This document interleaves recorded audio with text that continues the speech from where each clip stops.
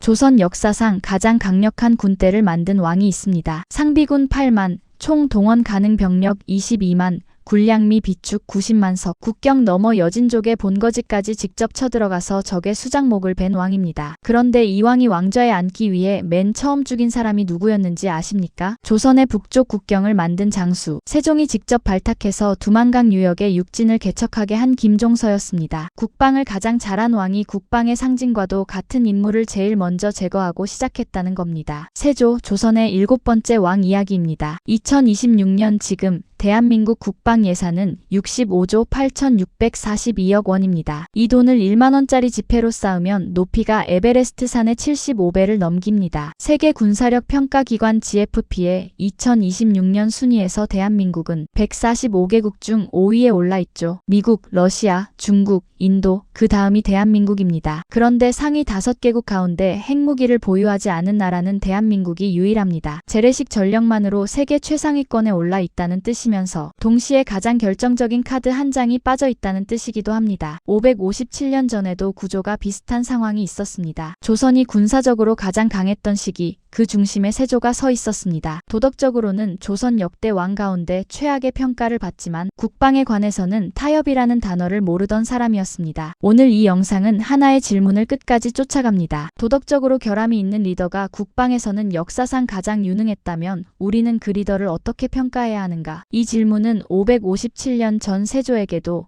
2026년 대한민국에게도 똑같이 유효합니다. 힘과 정당성, 안보와 도덕 사이의 줄타기 이야기를 지금부터 시작하겠습니다. 이 여정의 끝에는 서울 한복판, 여러분이 지하철 타고 찾아갈 수 있는 장소에 세조가 남긴 흔적이 하나 있습니다. 높이 12m짜리 돌탑입니다. 왜 조선 최강의 군대를 만든 왕이 서울 한복판에 절을 짓고 돌탑을 세웠는지 그 이유까지 가려면 꽤 긴 이야기가 필요합니다. 지금 좋아요 한번 눌러두시고 구독까지 해주시면 이 이야기가 끝날 때 여러분도 하나의 답을 갖게 됩니다. 어떤 답이 나왔는지 댓글로 꼭 알려주십시오. 1453년 음력 10월 10일입니다. 해가 진 뒤 한양의 기온이 급격히 내려간 밤입니다. 수양대군의 사저에 사람들이 모이기 시작합니다. 한명회, 권람, 홍달손, 양정, 유수, 그리고 무사 수십 명. 인원을 다 합쳐도 30명 남짓이었습니다. 30명. 이 숫자를 기억해 두십시오. 조선이라는 나라의 권력 구조를 하룻밤 만에 뒤집는데 동원된 인원이 겨우 30명이었다는 겁니다. 지금으로 치면 학교 한반 인원이 나라를 뒤집은 셈이죠. 수양대군이 이 밤에 세운 계획은 단순했습니다. 핵심 인물 몇 명을 제거하면 나머지는 무너진다. 그 핵심 인물의 첫 번째가 김종서였습니다. 김종서가 어떤 사람인지 제대로 짚어야 합니다. 이 사람은 세종이 직접 골라서 북방에 보낸 장수 출신의 문신이었습니다. 세종의 명을 받아 함길도 도절제사로 부임한 뒤 10여 년에 걸쳐 두만강 하류에 6개의 군사거점을 세웁니다. 회령, 종성, 온성, 경원, 경흥, 부령. 이것이 육진입니다. 육진 개척이 무슨 의미냐면 조선의 북쪽 국경선을 두만강으로 확정한 사업입니다. 그 이전까지 두만강 유역은 여진족과 조선인이 뒤섞여 사는 완충지대였는데 김종서가 여진족을 밀어내고 군사거점을 세움으로써 여기서부터 여기까지는 조선 땅이라는 선을 그는 겁니다. 우리가 지금 지도에서 보는 한반도 북쪽 국경선의 원형을 만든 사람이 김종서라고 해도 과언이 아닌 거죠. 세종이 죽고 문종이 즉위하면서 김종서는 새로운 역할을 맡습니다. 문종은 병약했고 아들인 세자가 어렸습니다. 문종은 죽기 전에 김종서와 황보인에게 어린 세자를 부탁합니다. 문종 사후 12살의 단종이 즉위하고 김종서는 영의정으로서 어린 왕을 보필하는 최고 책임자가 됩니다. 북방의 국경을 만든 사람이 이제 왕실의 울타리가 된 겁니다. 수양대군에게 김종서는 넘어야 할 가장 큰 산이었습니다. 김종서를 제거하지 않으면 쿠데타는 첫 발도 떼지 못합니다. 10월 10일 밤 수양대군은 직접 김종서의 집으로 갑니다. 밤중에 불쑥 찾아와서 문안 인사를 구실로 마주 앉았습니다. 자리에 앉자마자 수양대군이 김종서에게 문서 하나를 건넵니다. 김종서가 문서를 읽으려고 고개를 숙이는 순간 뒤에서 대기하던 무사가 철퇴를 내리칩니다. 첫 타격에 김종서가 쓰러졌지만 즉사하지는 않았습니다. 실록의 기록을 따르면 김종서가 쓰러진 뒤에도 한동안 움직였다고 합니다. 수양대군의 무사들이 추가 타격을 가했고 김종서의 아들들도 함께 살해됐습니다. 두만강에 육진을 세운 그 손이 그날 밤 철퇴 앞에서 꺾였습니다. 김종서를 제거한 뒤 수양대군의 일행은 곧바로 다른 대신들을 찾아갑니다. 좌의정 황보인의 집, 이양의 집 차례차례 습격이 이어졌고 날이 밝기 전에 단종을 보필하던 핵심 대신 대부분이 제거됐습니다. 30명이 하룻밤에 해낸 일입니다. 이것이 개유정난입니다. 쿠데타라는 단어보다 실록에서는 정난이라고 기록합니다. 난리를 바로잡았다는 뜻이죠. 물론 이건 승자의 언어입니다. 수양대군은 일단 단종을 왕으로 남겨뒀습니다. 형식적으로는 영의정부사의 직위를 받아 국정을 총괄했지만 실질적 권력은 이미 수양대군 손에 있었습니다. 단종이 어떤 결정을 내려도 수양대군의 승인 없이는 집행되지 않는 구조였으니까요. 왕좌에 왕이 앉아 있었지만 왕은 아무것도 할 수 없었습니다. 그리고 2년 뒤인 1455년 수양대군은 단종에게 선의를 받는 형식으로 왕좌에 올랐습니다. 조선의 제7대 왕 세조 즉위입니다. 단종은 상황으로 물러났습니다. 하지만 이것이 끝이 아니었습니다. 1456년 단종 복위를 도모하던 6사람이 발각됩니다. 성삼문, 박팽년, 하위지, 이계, 유성원, 유응부, 사육신이라 불리게 될 이들입니다. 이들은 세조를 몰아내고 단종을 다시 왕으로 세우려 했지만 사전에 발각됐고 체포되어 세조 앞에서 신문을 받았습니다. 이 신문 장면에서 전해지는 이야기가 있습니다. 세조가 성삼문에게 물었습니다. 네가 어찌 나를 배반하느냐? 성삼문이 답합니다. 나으리라 부르겠습니다. 나으리가 임금이라면 임금이라 부르겠지만 나으리는 나의 임금이 아닙니다. 세조 앞에서 세조를 왕으로 인정하지 않은 겁니다. 세조의 권력은 이 6사람의 목숨을 빼앗을 수 있었지만 이 입에서 나온 말까지 지우지는 못했습니다. 사육신은 모두 처형됐습니다. 그 가족들도 연좌제로 처벌받았습니다. 그리고 이 사건을 계기로 세조는 단종을 노산군으로 강등시켜 강원도 영월로 유배 보냅니다. 1457년 세조는 영월로 금부도사를 보냅니다. 사약이 내려졌습니다. 단종의 나이 17이었습니다. 사약을 받고 죽은 뒤 시신을 거두는 사람조차 없었다고 합니다. 세조의 위세가 두려워 아무도 나서지 못한 겁니다. 영월의 호장 어뭉도라는 사람만이 몰래 밤에 시신을 수습해서 산에 묻었다는 이야기가 전해집니다. 17살 시신을 거두는 사람도 없는 강가. 이 장면에 대해 제가 무슨 말을 보태지 않겠습니다. 단종이 복위된 것은 240여 년이 지난 숙종 24년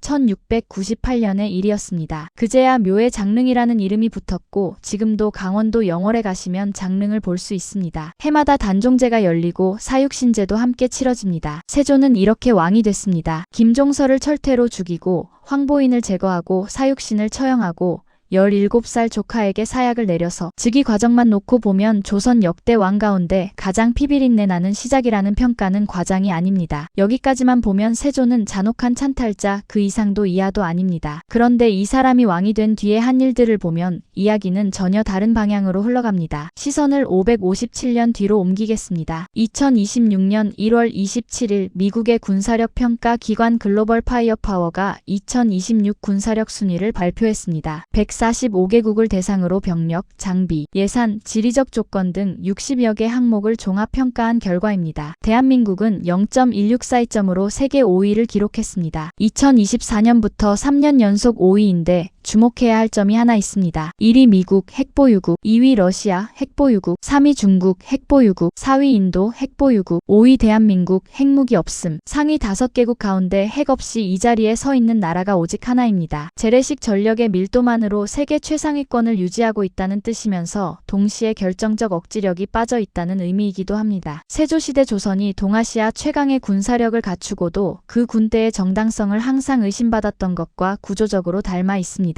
그리고 바로 그 핵의 영역에서 올해 양쪽 모두 거대한 움직임이 있었습니다. 먼저 북쪽입니다. 2025년 12월 25일 북한이 8,700톤급 핵추진 전략 유도탄 잠수함의 건조 현장을 공개했습니다. 김정은이 직접 현장을 시찰한 장면이 사진으로 풀렸고 잠수함 동체 전체가 카메라에 잡혔습니다. 8,700톤. 이 숫자를 체감할 수 있게 바꿔보겠습니다. 일반적인 시내버스 한 대의 무게가 약 15톤입니다. 8,700톤이면 시내버스 580대를 한 대 뭉친 철덩어리가 바닷속을 소리 없이 돌아다니는 겁니다. 길이는 120m에서 132m로 추정되는데 축구장 1개 반 길이에 해당하죠. 이런 크기의 물체가 수중에서 움직이면서 핵미사일 발사 능력까지 갖추겠다는 겁니다. 이건 단순히 큰 잠수함 하나를 만들었다는 뉴스가 아닙니다. 핵추진이라는 건 원자로를 탑재해서 연료 보급 없이 수개월간 잠항할 수 있다는 뜻이고, 전략 유도탄이라는 건 잠수함 발사 탄도미사일 SLBM을 탑재한다는 의미입니다. 바다 밑에 숨어 있다가 핵미사일을 쏠 수 있는 이동식 플랫폼이 생기는 거죠. 여기에 대한 남쪽의 응답이 나왔습니다. 2026년 5월 26일, 불과 나흘 전입니다. 국방부가 대한민국 핵추진 잠수함 기본 계획을 발표했습니다. 사업명은 장보고-N, 장보고급 잠수함의 계보를 잇되, N은 넥스트 제너레이션이자 누클리어를 의미합니다. 8,000톤급 규모로 설계하고 2030년대 중반까지 일본함을 진수하며 2030년대 후반에 실전 배치한다는 구체적 로드맵이 공개됐습니다. 557년 전 세조가 압록강 너머 여진족의 본거지를 직접 때린 것과 2026년 대한민국이 수중 핵추진 전력을 확보하겠다고 선언한 것, 시대와 무기는 완전히 다르지만 구조는 같습니다. 위협이 현실화되기 전에 먼저 힘을 갖추겠다는 결정입니다. 그리고 그 결정에는 언제나 대가가 따릅니다. 세조는 그 대가를 피로 치렀고 2026년에 대한민국은 그 대가를 외교와 예산이라는 이름으로 치르고 있습니다. 이 이야기는 잠시 뒤에 다시 이어가겠습니다. 다시 세조에게로 돌아갑니다. 피로 얻은 왕좌에 앉은 뒤 세조가 가장 먼저 집중한 영역이 군사개혁이었습니다. 이건 우연이 아닙니다. 쿠데타로 왕이 된 사람이 세상에서 가장 잘 아는 것이 무력의 가치이고, 세상에서 가장 두려워하는 것도 자신에게 향할 수 있는 무력입니다. 세조의 군사개혁에는 국방 강화와 왕좌 방어라는 두 개의 목적이 한 몸처럼 붙어 있었습니다.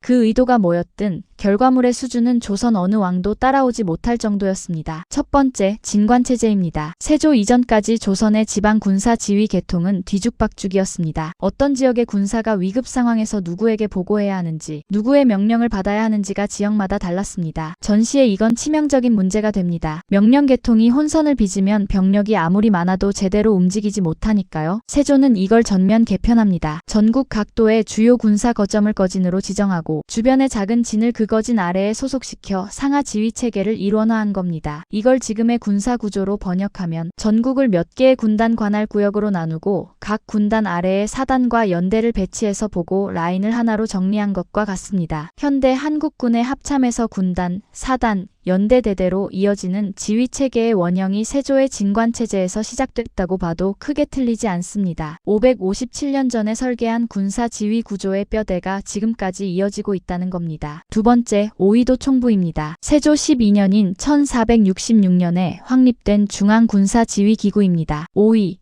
즉 5개의 위로 편성된 중앙군 전체를 총괄하는 사령부였죠. 여기서 핵심적인 설계가 하나 있습니다. 병조와 오이도 총부의 역할 분리입니다. 병조는 군사행정, 즉 인사와 예산과 정책을 담당하고, 오이도 총부는 군사명령, 즉 작전과 훈련과 지휘를 담당하게 만든 겁니다. 이걸 현대 용어로 바꾸면 국방부와 합동참모본부를 분리한 것과 같은 구조입니다. 행정과 작전을 나눈 이유는 명확합니다. 전쟁이 터졌을 때 군사명령이 행정 절차에 묶여서 느려지는 것을 막기 위해서죠. 세조는 전쟁을 직접 치른 경험은 없었지만 쿠데타를 기획하고 실행한 사람답게 신속한 명령 전달이 얼마나 중요한지를 뼈로 알고 있었던 겁니다. 세 번째, 호패법 강화입니다. 호패는 지금의 주민등록증에 해당하는 신분증인데 원래 태종 때 처음 시행됐다가 유명무실해진 제도였습니다. 세조는 1459년에 17개 조의 새로운 시행 규정을 제정해서 10년간 강력하게 밀어붙였습니다. 호패법의 진짜 목적은 신분 확인이 아니었습니다. 인구 데이터베이스를 구축하는 것이었죠. 누가 어디에 살고 나이가 몇이고 직업이 뭔지를 정확히 파악해야 전시의 병력을 효율적으로 동원할 수 있습니다. 지금으로 치면 주민등록 전산 시스템과 병무청 데이터를 통합해서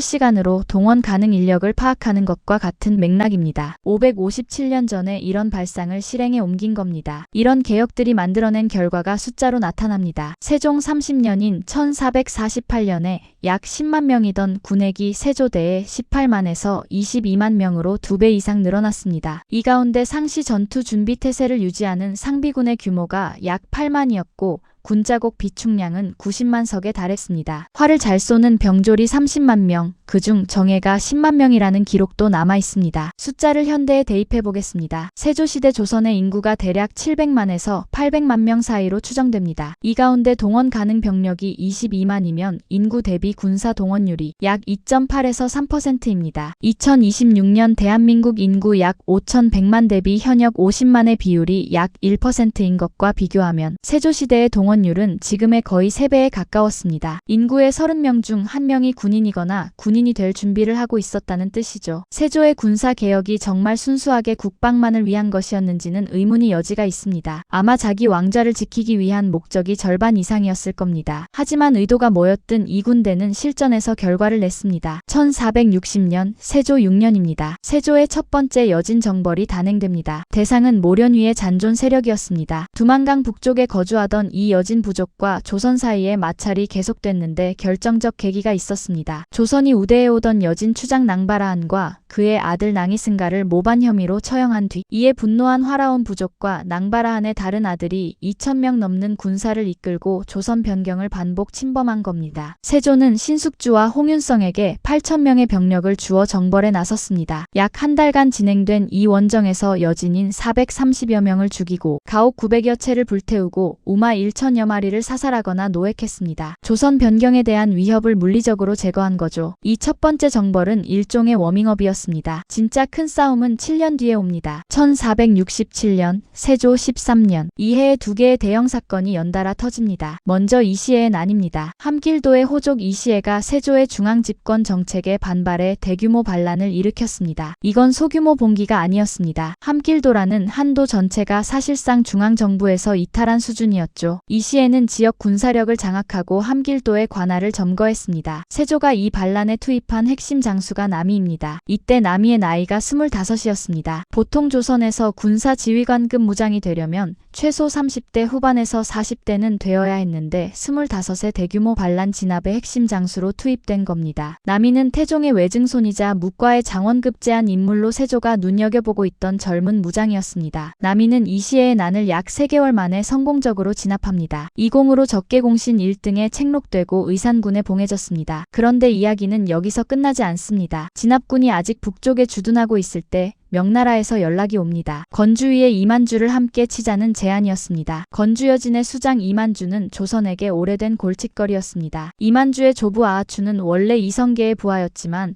이성계 사후 손자대에 이르러 조선과 적대적인 관계로 돌아섰습니다. 이만주 세력은 압록강 일대에 거주하며 조선 변경의 민가를 습격해 재산을 약탈하고 사람을 죽이는 일을 반복했습니다. 세조는 사실 명나라의 제안이 오기 전부터 건주위 정벌을 계획하고 있었습니다. 의주 인근에서 여진족이 조선인 수십 명을 살해하고 말과 소를 약탈한 사건이 있었거든요. 세조가 실록에서 여진에 대해 남긴 평가가 있습니다. 오로지 난을 일으키기를 좋아할 뿐이며 이로움을 보면 탐내고 채통이 없기 때문에 기강이 없다.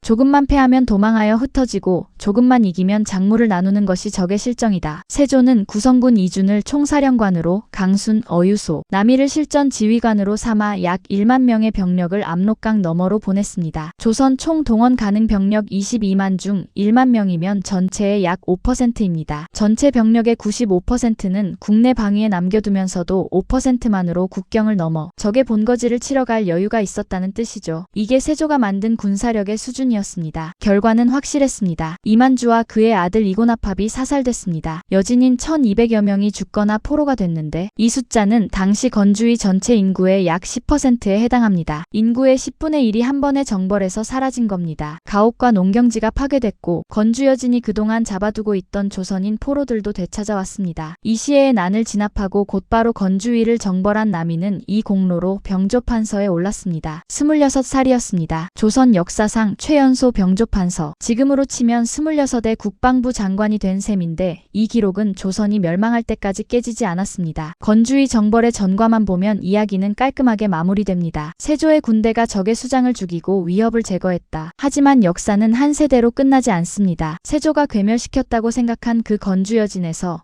150년 뒤에 한 인물이 등장합니다. 건주자의 출신의 누르하치입니다. 이 사람이 건주 3위를 통합하고 해서여진과 야인여진까지 아우르며 만주 전체를 장악한 뒤 1616년에 후금을 세웁니다. 후금은 나중에 국호를 청으로 바꾸고 명나라를 멸망시키며 조선에는 1627년 정묘호란과 1636년 병자호란을 안겨줍니다. 세조가 1200명을 죽이고 본거지를 불태운 건주여진이 150년 뒤 동아시아 전체를 집어삼킨 겁니다. 군사적 타격은 적을 일시적으로 약화시킬 수 있지만 영구히 제거하지는 못한다는 사실을 이 150년의 시간표가 증명합니다. 다시 2026년입니다. 장보고-N 프로젝트의 핵심 쟁점은 연료입니다. 핵추진 잠수함에 탑재하는 원자로를 돌리려면 우라늄이 필요합니다. 문제는 이 우라늄의 농축도입니다. 쉽게 설명하겠습니다. 우라늄은 자연 상태에서 핵분열이 가능한 우라늄-235의 비율이 0.7%밖에 안 됩니다. 이걸 원자로에 쓰려면 이 비율을 인위적으로 높여야 하는데 20% 미만으로 높인 것을 저농축 우라늄이라 하고 90% 이상으로 높인 것을 고농축 우라늄이라 합니다. 커피에 비유하겠습니다. 저농축은 아메리카노처럼 묽은 농도입니다. 원자로는 돌릴 수 있지만 폭발력은 없죠. 고농축은 에스프레소 원액 수준의 농도입니다. 원자로도 돌릴 수 있고 이론적으로 핵무기에도 쓸 수 있습니다. 핵무기에 들어가는 건 고농축입니다. 핵잠수함 원자로에는 저농축도, 고농축도 가능합니다. 미국의 핵잠수함은 고농축 우라늄을 쓰지만 프랑스는 저농축 우라늄으로 핵잠수함을 운용합니다. 한국 정부가 발표한 장보고-N은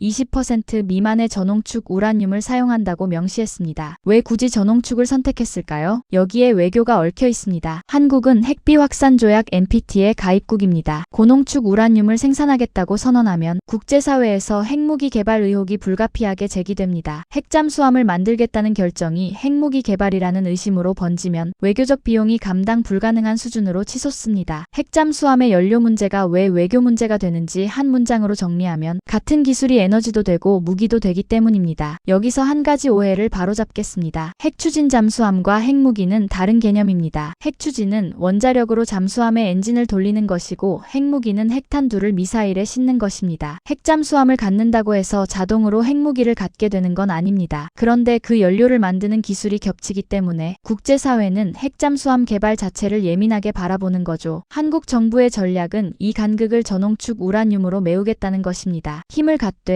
정당성의 테두리 안에서 갖겠다는 선택이죠. 올해 5월 들어 움직임이 빨라졌습니다. 미국 정부가 한국의 핵추진 잠수함 건조와 우라늄 농축 협력을 지원하기 위한 범정부 실무그룹을 출범시키겠다고 공식 발표했습니다. 미국 안보협상 대표단이 6월 중 방한할 예정이고 핵연료 이전 방식과 건조 장소에 대한 세부 협의가 진행될 겁니다. 한국 정부는 건조 장소를 국내로 하겠다는 입장을 이미 밝혔습니다. 여러분이 국방부 장관이라고 가정해 보십시오. 예산 65조 8,642억 원이 있습니다. 핵잠수함 한 척의 건조 비용은 수조 원 단위입니다. 이 돈을 핵잠에 투입하면 다른 곳의 예산이 줄어듭니다. 재래식 전력 현대화, 병사 처우 개선, 사이버 전력 확충, 우주 감시 체계 구축, AI 기반 지휘 통제 시스템 개발, 해야 할 일은 10가지인데 예산은 하나입니다. 어디에 우선순위를 둘 것인가? 이게 현대 국방의 딜레마이고 557년 전 세조도 같은 종류의 선택을 했습니다. 세조는 군사력에 올인했습니다. 군자국 90만 석을 비축하고 상비군 8만을 유지하고 호패법으로 인구를 촘촘하게 파악하고 진관체제로 지휘 라인을 정리하고 여진 정벌에 1만 명을 보냈습니다. 이 모든 것에는 비용이 들었고 그 비용은 백성의 세금과 노역에서 나왔습니다. 군사력 강화의 혜택은 국경 안보로 돌아왔지만 대가는 백성이 치른 겁니다. 하지만 세조가 치른 대가 가운데 가장 큰 건 세금이 아니었습니다. 세조는 재위기간 내내 심한 피부병에 시달렸습니다. 실록에 기록된 세조의 피부 증상은 상당히 심각한 수준이었고 왕실에서 동원할 수 있는 온갖 약재와 치료법을 써도 낫지 않았다고 합니다. 세조의 피부병이 정확히 어떤 질환이었는지는 현대의학의 관점에서 확정하기 어렵습니다. 그런데 당시 사람들의 해석은 분명했습니다. 저주라는 겁니다. 단종, 김종서, 사육신, 황보인, 세조의 손에 죽은 사람들의 원혼이 피부병으로 나타난 것이라는 소문이 조정 안팎에 파다했습니다. 의학적으로 저주가 피부병을 일으킬 리는 없습니다. 하지만 세조 본인이 그 피부병을 어떻게 받아들였는지는 별개의 문제입니다. 밤마다 긁어야 하는 피부, 어떤 약으로도 낫지 않는 증상 그리고 주변에서 끊이지 않는 저주 소문. 쿠데타로 왕이 되어 조카를 죽이고 충신들을 처형한 사람이 이 상황에서 어떤 어떤 심리 상태였을지, 피부병이 세조에게 단순한 질병 이상의 의미였을 가능성은 충분합니다. 세조는 왜 절을 지었을까요? 조선은 숭유업불의 나라였습니다. 유교를 국가 이념으로 삼고 불교를 억제하는 것이 건국 이래의 기본 방침이었죠. 고려 말 불교의 폐단이 나라를 좀먹었다는 인식이 조선 건국의 명분 중 하나였으니까요. 조선의 왕이 대놓고 절을 짓는 건 국가 이념에 정면으로 반하는 행위였습니다. 그런데 세조는 이 방침을 정면으로 거스릅니다. 1465년 세조 11년에 한양 한복판에 원각사라는 절을 세웠습니다. 실록에는 세조가 부처의 사리가 저절로 나뉘는 기적을 목격하고 이에 감화되어 원각사 건립을 명했다고 기록되어 있습니다. 그리고 1467년에는 그 절 안에 높이 12m의 10층 석탑을 건립합니다. 대리석으로 만든 이 탑은 당시 조선에서 유래를 찾기 어려운 규모와 정교함을 갖추고 있었습니다. 각 층마다 부처와 보살의 형상이 정밀하게 조각되어 있고 탑 전체의 균형과 비례가 고려시대 석탑의 전통을 계승하면서도 독자적인 아름다움을 보여줍니다. 많은 역사학자들은 원각사 건립의 진짜 이유가 사리 기적이 아니라고 봅니다. 세조의 불사는 죄책감의 산물이라는 해석이 지배적이죠. 조카를 죽이고 충신을 처형한 뒤 낫지 않는 피부병에 시달리면서 주변의 저주 소문까지 듣고 있는 왕. 이 왕이 마지막으로 매달린 것이 불교였다는 겁니다. 파괴한 사람이 가장 많이 지었습니다. 사람의 목숨을 가장 많이 빼앗은 왕이 절과 석탑을 가장 열심히 세운 왕이기도 했습니다. 힘으로 모든 것을 얻은 사람이 힘으로 해결할 수 없는 것 앞에서 돌탑을 세운 겁니다. 세조가 세운 원각사는 연산군 때인 1504년에 폐사됩니다. 연산군이 원각사를 기생들의 놀이터로 만들어버렸거든요. 절은 사라졌지만 10층 석탑은 살아남았습니다. 지금 서울 종로구 탑골공원에 가시면 이 석탑을 직접 볼 수 있습니다. 종로 3가역에서 걸어서 5분입니다. 국보로 지정된 이 탑은 높이 12m의 대리석 구조물로 557년째 도심 한복판에 서 있습니다. 1999년부터 유리보호각 안에 갇혀 있었는데 올해 3월에 27년 만에 보호각 없이 공개 관람이 진행되기도 했습니다. 서울에 계신 분이라면 한번 가보실 만합니다. 숭유억불의 나라 한복판에 왕이 세운 불교 석탑이 서 있다는 사실 자체가 세조라는 인물의 모순을 무언으로 증언하고 있으니까요. 세조의 이야기에서 남이 장군의 결말도 빼놓을 수 없습니다. 26의 병조 판서가 된 남이, 이 시해의 난과 건주의 정벌에서 혁혁한 전공을 세운 그 젊은 장수는 세조가 죽은 뒤 어떻게 됐을까요? 세조 사후 예종이 즉위합니다. 예종 즉위년인 1468년 남이는 영모 혐의로 체포됩니다. 유자광이라는 인물이 남이가 영모를 꾀한다고 무고한 것이죠. 남이가 지은 시 가운데 백두산돌은 칼을 갈아 없애고 두만강물은 말에게 먹여 없애리라 라는 구절이 있는데 유자광은 이 시에 없앤다는 표현을 영모의 증거로 몰았습니다. 남이는 처형됐고 나이 28이었습니다. 이 시해의 난을 진압하고 건주의를 정벌한 조선 최연소 병조판서가 세조가 죽자마자 영모 혐의로 처형당한 겁니다. 세조가 키운 무장이 세조의 죽음과 함께 사라진 거죠. 힘을 가진 사람이 만든 시스템은 그 사람이 떠나면 함께 흔들린다는 사실을 남이의 죽음이 보여줍니다. 이제 두 축을 하나로 모으겠습니다. 세조의 딜레마는 이것이었습니다. 정당하지 않은 방법으로 권력을 잡았지만 그 권력으로 조선 최강의 국방을 만들었습니다. 진관체제를 세우고 오이도 총부를 만들고 호패법을 강화하고 여진을 정벌하고 경국대전의 편찬을 시작했습니다. 경국대전의 병전에는 중앙과 지방의 군사조직, 묵과 시험, 무관 인사, 군역에 관한 규정이 담겨 있는데 이 법전이 이후 수백 년간 조선 국방의 법적 뼈대가 됩니다. 쿠데타로 법 위에 선 사람이 법을 만들어 나라의 체계를 세웠다는 것 자체가 역설입니다. 하지만 그 힘의 원천인 왕좌가 피로 얼룩져 있었기 때문에 군대가 강해질수록 정당성의 결함도 함께 커졌습니다. 세조의 피부병은 낫지 않았고 원각사를 세워도 석탑을 세워도 마음의 짐은 내려놓지 못했습니다. 사후에 남이는 처형당했고 세조가 키운 군대는 후대로 가면서 점점 해이해져 결국 임진왜란 때 부산에서 한양까지 17일 만에 뚫리는 참사를 맞습니다. 2026년 대한민국의 딜레마는 이것입니다. 재래식 군사력은 세계 5위인데 핵은 없습니다. 핵잠수함을 만들겠다고 결정했지만 연료를 어떻게 확보하느냐에 따라 국제사회의 시선이 달라집니다. 저농축을 선택하면 정당성은 유지되지만 성능에 한계가 생기고 고농축을 추구하면 성능은 올라가지만 정당성에 금이 갑니다. 세조와 2026년 대한민국이 직면한 이 딜레마의 본질은 같습니다. 힘을 원하면 정당성을 묻고 정당성을 지키면 힘의 한계가 생깁니다. 세조는 이 딜레마 앞에서 힘 쪽에 올인했습니다. 정당성의 결함은 무력으로 덮었고 남은 죄책감은 저를 지어서 달랬습니다. 결과적으로 재위기간 동안 조선은 군사적 최강의 시기를 맞았지만 세조사 후에 그 힘은 급속히 쇠퇴했습니다. 시스템을 만든 사람의 강력한 의지가 사라지자 시스템만으로는 그 힘이 유지되지 못한 겁니다. 2026년 대한민국이 세조와 다른 점이 있다면 힘과 정당성을 동시에 추구하려 한다는 겁니다. 핵잠수함을 만들되 NPT 체제 안에서 미국과의 동맹 협력을 통해 국제적 정당성을 확보하면서 건조하겠다는 전략이죠. 한 사람의 의지에 의존하는 것이 아니라 법과 조약이라는 제도적 틀 위에서 힘을 키우겠다는 접근입니다. 세조에게서 배울 점이 있다면 힘 자체의 가치입니다. 세조의 군사개혁이 없었다면 조선은 여진의 침범에 훨씬 더 시달렸을 것이고 진관체제와 경국대전 병전이 없었다면 조선의 군사체계는 체계가 아니라 혼란이었을 겁니다. 힘은 필요합니다. 안보는 양보의 대상이 아닙니다. 동시에 세조에게서 경계해야 할 점도 있습니다. 힘만으로는 부족하다는 것이죠. 그 힘이 어디서 왔는지, 어디로 향하는지, 누가 통제하는지 이 세 가지 질문에 답할 수 있을 때 비로소 힘은 지속 가능한 안보가 됩니다. 세조는 첫 번째 질문에 답하지 못했습니다. 그의 힘은 쿠데타에서 왔고 그 기원의 오점은 끝내 세탁되지 않았습니다. 처음의 질문으로 돌아가겠습니다. 도덕적으로 결함이 있는 리더가 국방에서는 역사상 가장 유능했다면 우리는 그 리더를 어떻게 평가해야 하는가? 정답은 없습니다. 결과로 평가하면 세조는 유능한 왕입니다. 과정으로 평가하면 잔혹한 찬탈자이죠. 이 두 평가는 모순이 아니라 공존입니다. 세조 안에 유능함과 잔혹함이 공존했듯